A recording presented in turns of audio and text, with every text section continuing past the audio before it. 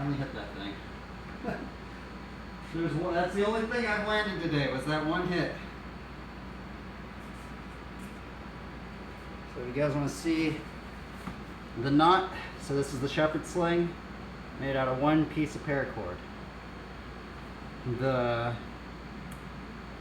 I don't remember which YouTube video I watched, but I watched some YouTube video on how to make it. And how to make the pouch is you get 2 lengths of your body of a paracord.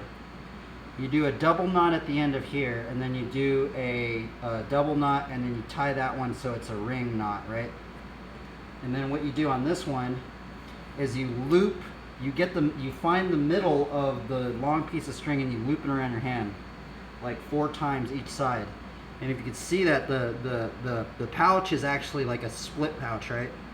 There's actually a bunch of, and that right there is your hand thing. But a lot of the depictions of the shepherd slingers is they wear these as headbands, and this is actually the headband I wear every single day actually. And there's a lot of lore to the shepherd sling, and I've even heard from some people that if you master the shepherd sling, it could potentially save your life in a post-apocalyptic situation, even, you know, scaring off a predator, or I mean, there's even a shepherd sling form, or a sling form, and they've said that people have taken out big game with a shepherd sling. This pouch is a little bit smaller. They have some people, I did read a comment on a video, and they said that the stone that David used was probably the size of a baseball or a tennis ball.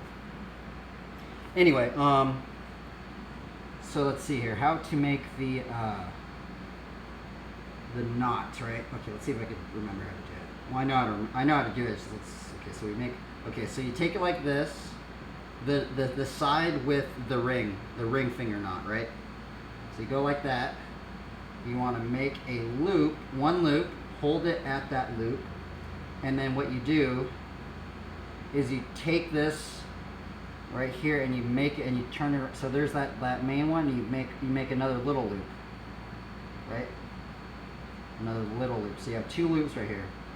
Then what you're going to do is this one right here, it's a very simple knot. I think it's a horse hitch or something.